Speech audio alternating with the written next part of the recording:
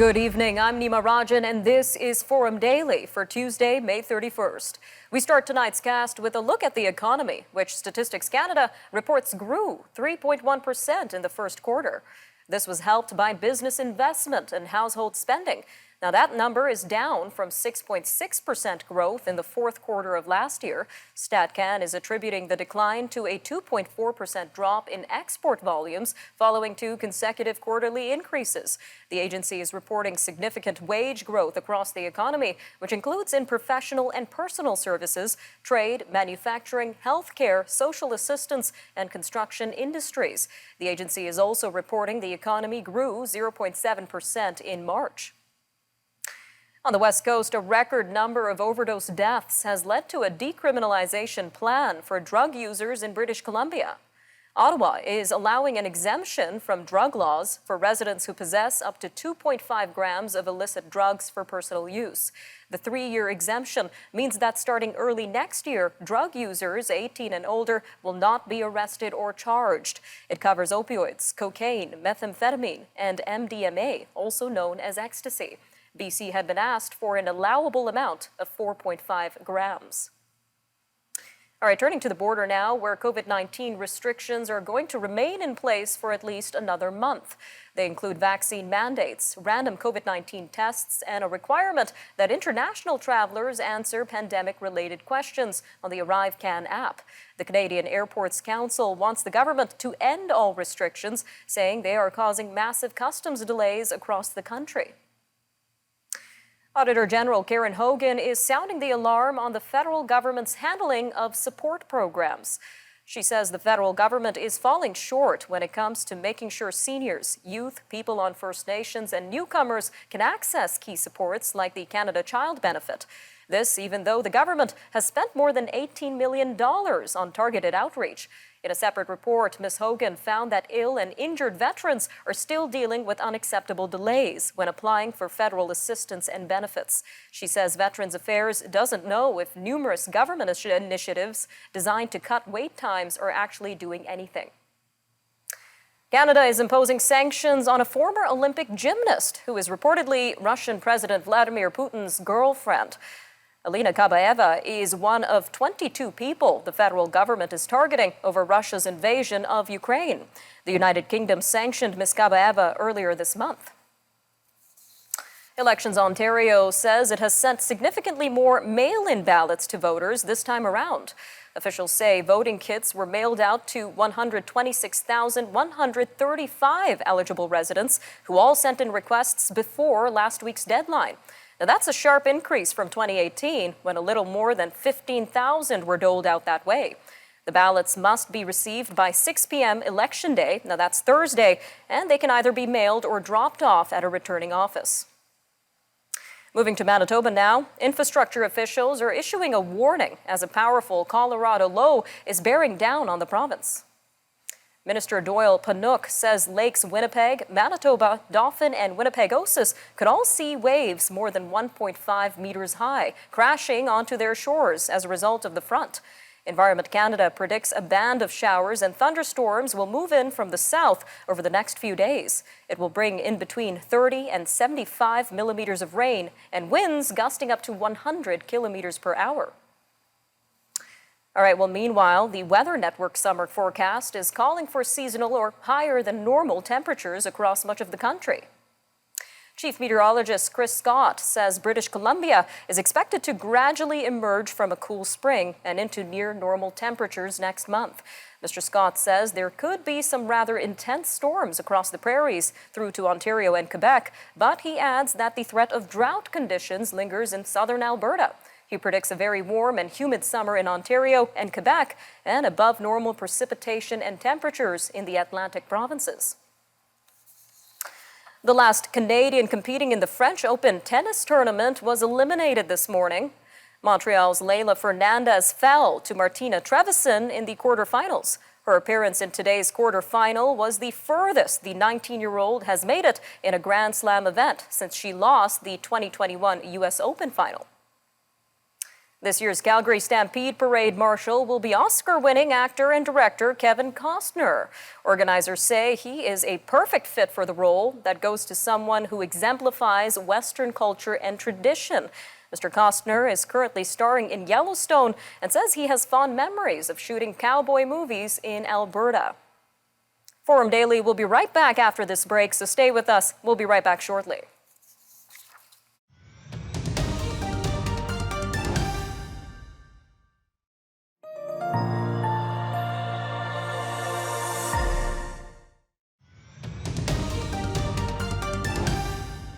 Windsor West MP Brian Massey introduced a private member's bill in February that, according to him, would protect the choices of Canadian car owners when repairing automotive vehicles. The bill seeks to amend the Competition Act in such a way as to allow vehicle owners the freedom to choose where their vehicles would be repaired for a fair cost. The bill would also ensure vehicles are repaired with the proper tools and parts that manufacturers provide to authorized dealers. The right to repair movement is growing worldwide and is focused on pressuring manufacturers to allow consumers to repair their own devices. Well, with us right now to unpack the right to repair movement is Linus Sebastian, Linus Media Group. Mr. Sebastian, welcome to Forum Daily. Thanks so much for having me on. So let's start with a brief overview of this right to repair movement. What is it all about? Right to repair is basically the concept that after a consumer purchases a good, whether it's a car or whether it's a cell phone or a screwdriver, it doesn't matter, that it belongs to you and it is your right to do with it as you will, that you shouldn't be bound by any kind of artificial limitation that forces you to go to, say, an authorized dealer or directly to the manufacturer in order to have it serviced or repaired. In a nutshell. All right. Well, besides the auto industry, are there any other sectors impacted by the right to repair movement? Absolutely. I mean, one of the most prominent ones is farming. That's one that's been grabbing a lot of headlines, particularly in the States, around John Deere and some of the requirements that they have around costly and inconvenient servicing of their tractors and other farm equipment, for example.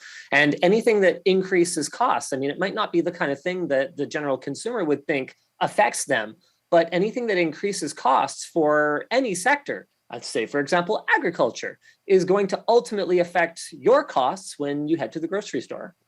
And how might endorsing the right to repair movement impact the environment and environmental concerns? Oh, I mean, the environmental concerns are frankly one of the largest ones. I think for the average consumer, it's easy to frame it as a cost savings, right? Because everyone's thinking about their wallets, especially with everything going on in the world right now. But the environmental impact is another big one. I mean, for every time you save, let's say, $100 on a costly repair bill, or worse yet, save $1,000 on a device that you don't have to rebuy, right? That's scrap metal or plastics or battery components that are not heading into the landfill or to a recycling center. I mean, there's this misconception that people have that, oh, it'll be recycled, but there's a reason that recycling is the last R. It is the least good R. Reduce, reuse first. And that's a huge part of what right to repair is about. If we can keep these devices in service, then they don't have to make their way to that third R, or even worse, the scrap heap. An interesting point to consider. Now, what do we know so far about the response from manufacturers when it comes to this movement? Some manufacturers embrace it. Valve Software famously has entirely embraced right to repair with their new Steam Deck. It's a game console that, while not perfect, has done a lot of things right with respect to making certain components that are likely to wear out quickly, like, for example, the joysticks, very easy, not just for a user to replace by themselves, but also to get access to the components that they would need to perform such a repair. It can be done in about 5 minutes with a screwdriver that anyone should own. Other manufacturers like Apple and Tesla, for example, have actually actively fought against right to repair, whether through software locks in their devices or by designing tools. And coming back around to the automotive industry, which is kind of where we started here, designing tools that are specialized so that only shops that are allowed to repair this device can get access to them or get the training materials that they need to know how to use them. And that's something that just frankly is anti-consumer. It drives up your costs and creates additional waste. Why are we defending this? All right, Mr. Sebastian, how can our viewers get involved with this process? We've seen that putting pressure on manufacturers isn't going to change anything. So at the end of the day, what you need to do is you need to reach out to the legislators that govern your particular area, whether it's the country you live in or whether it's your provincial representatives. You need to get in touch. You need to make it clear to them that this is important to you, and you need to explain why. Because at the end of the day, rising costs for consumers are a hugely impactful problem today, and one that needs to be solved. And this is a big way that we can all tackle it together. All right, Mr. Sebastian, thank you again for your time today on Forum Daily. Oh, my pleasure. Thank you very much. Stay with us. We'll be right back after the break.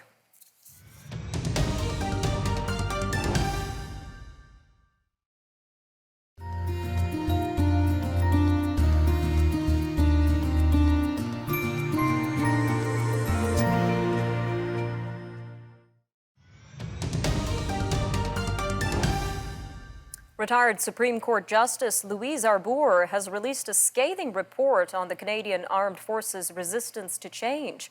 This despite decades of scandals, criticism, and broken promises. She makes 48 recommendations, saying it's long past time for the military to scrap traditions and structures that perpetuate a sexualized culture. Madame Arbour says some of the military's members are more at risk of harm from their comrades on a day-to-day basis than they are from the enemy, and that this must change. Well, joining us now to give us a deeper understanding of sexual misconduct within the Canadian military is MacKenzie, professor of international law and human security at Fraser University, an expert in military culture. Professor MacKenzie, thank you again for joining us today. Thank you for having me. Now, almost a quarter of women serving in the military have said they'd been sexually assaulted during their careers. So what is fueling this toxic and dangerous culture in the military? Well, I think it's been decades of a lack of accountability. We have had very low conviction rates when it comes to sexual misconduct and sexual assault. And so you have an environment where perpetrators feel emboldened. They feel like they're going to get away with it. And for many decades, they have, including senior leaders. And what do we know so far about how this culture impacts male CAF members in the long run, even after leaving the military? So we know that it affects all members, male and female. We know that half of the victims that came forward in the class action lawsuit were men. This is not an issue that only affects women. So it's a toxic environment for male service members and female service members. And out of these 48 recommendations in this report, which ones stand out to you as the most impactful? I think the two that stand out to me, the first one is that she's recommending all criminal sexual misconduct cases be handled in the civilian courts and continue to be handled in the civilian courts. That was an interim recommendation she made about a year ago. And for that to be made permanent is very significant. She's essentially saying the military justice system has not handled these cases properly or well. And that's a major recommendation. The second major one, I think, relates to the military colleges and her call for an extensive review on whether the colleges are useful anymore and the toxic environment of those colleges. And staying on the point of these military colleges, there are dedicated colleges in Ontario and Quebec, and according to the report, they carry a reputation for perpetuating a sexualized culture. Now, these are officers that are being groomed to enter the military. So what do we know so far about this particular issue in and of itself? Well, we know that the two military colleges, as the report says, have a history of a sexualized culture. There's a history of service members being assaulted in those colleges. We also know that the colleges are not very representative of Canadian society. Most of the students, the vast majority, are white men from Ontario and Quebec. So one of the recommendations she makes is to consider whether or not service members would be better suited to be integrated into normal, regular universities rather than isolated in a sort of hyper-masculine context. Now, unfortunately, advocates have been calling for change in the military for years, and there have been similar reports out. So historically, how has the government responded to such calls? Historically, the government has not responded well. There's been sort of blips of action, lots of commitments, lots of rhetoric, lots of statements like zero tolerance. And then often the majority of recommendations sit on the shelf and gather dust, quite frankly. And so I think what we heard yesterday is the Minister of Defense make a commitment that these recommendations won't sit on the shelf as others have. But I think only time will tell, to be honest. All right, Professor MacKenzie, about a minute left here, but what are you keeping your eyes on as the government continues to react to this report? Well, I'm really looking to see, we had a commitment to implementing 17 of the 48 recommendations. Some of those 17 are very sort of low bar, easy recommendations. I'm really looking to see how the review of the military colleges is going to go and what is the commitment on the remainder of those 48 recommendations and what the timeline is going to look like for implementing those recommendations. Lots to keep our eyes on. Professor MacKenzie, thank you again for joining us today on Forum Daily. Thanks for having me. Stay with us. After the break, we'll take a look at news from around the world. Ukraine's president says 22 million tons of wheat are being blockaded by Russia. European Union leaders agreed to cut Russian oil imports, and Shanghai moves toward ending its 2-month COVID-19 lockdown on Wednesday. We'll have more on these stories and other news stories from around the world up next on Forum Daily, so stay tuned. We'll be right back after the break. In the meantime, you can always check out our website, thenewsforum.ca, or follow us on our social media handles for updates. We're available on Facebook, Instagram, and Twitter. All right, stay tuned. We'll be right back very shortly on Forum Daily.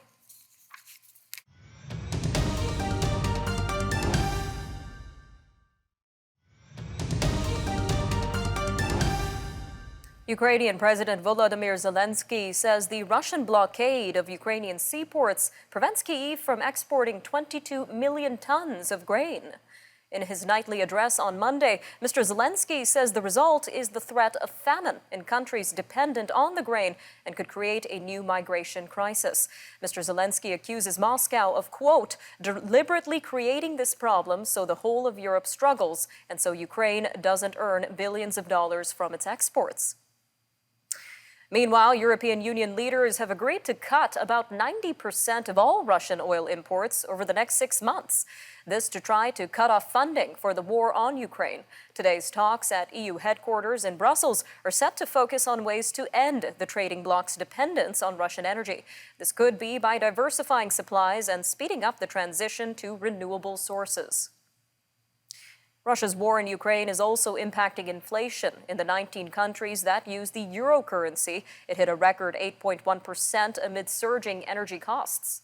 The latest data from European Union statistics agency Eurostat on Tuesday showed that annual inflation in May surpassed the previous record of 7.4%, which was reached in the previous 2 months.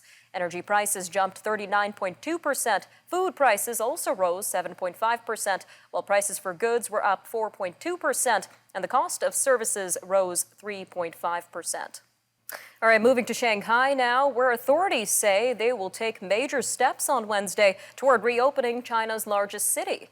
This comes after a 2-month COVID-19 lockdown that has throttled the national economy and largely confined millions of people to their homes. Full bus and subway service will be restored, as will basic rail connections with the rest of China, and schools will partially reopen. Shopping malls, supermarkets, convenience stores, and drugstores will gradually reopen at no more than 75% of their total capacity. Cinemas and gyms will remain closed. Malaysia is halting chicken exports in a protectionist move to bolster domestic food supply, something that's sparking distress in neighboring Singapore. Starting June 1st, the Malaysian ban will stop the flow of roughly 3.6 million chickens exported every month. This until domestic prices and production stabilize. Singapore consumers have rushed to stock up on fresh chicken. Some eateries reportedly may do away with the popular national dish, chicken rice, if they cannot find alternatives. The European Court of Human Rights says Turkey has unlawfully detained the head of the country's Amnesty International branch for 14 months. In a judgment issued on Tuesday, the Strasbourg-based court ruled that there were no reasonable grounds to warrant the unlawful and arbitrary detention of Taner Kilic. He was arrested in June 2017. This was on suspicion of belonging to the group that Ankara accuses of orchestrating a 2016 coup attempt. The court also decided that his incarceration on the second set of terrorism-related charges was directly linked to his activity as a human rights defender and therefore interfered with his freedom of expression. Australia's Liberal Labor Party has secured enough seats to hold on to an outright majority. This even as vote counting from an election 10 days ago continues. That means new Prime Minister Anthony Albanese and his party will be able to govern alone, although it is possible they might seek deals with other parties to strengthen their hand. Well, here's another reason to enjoy your morning cup of joe. Researchers have found that people who drink 1.5 to 3.5 cups of unsweetened or sweetened coffee were less likely to die than non-coffee drinkers from any cause by the time they reached their early 60s. People who drank any amount of unsweetened coffee had lower all-cause mortality, while those who had more than 4.5 drinks per day of unsweetened coffee had lower causes of death due to heart disease. Experts say the study, published in the Annals of Internal Medicine, shows an association with coffee drinkers and lower risk of death, but it does not suggest that coffee drinking causes a lower risk of death. Well, foodies in Canada have a reason to rejoice, as a marquee list of Canada's best restaurants is back after a pandemic-induced hiatus. The list of Canada's top 100 has named Published on Main the #1 culinary place to be. This is the first time a Vancouver restaurant has earned the top spot on the list. The rankings were revealed at an event in Toronto on Monday night. This was less than 3 weeks after the Michelin Guide announced it was heading north of the 49th parallel for the first time with a guide to Toronto. All right, I'm Nima Rajan, and that'll do it for your look at national and international news for today. Remember, for more news on demand, you could always visit our website or follow us on social media. Take care, Canada. We'll see you next time on Forum Daily News.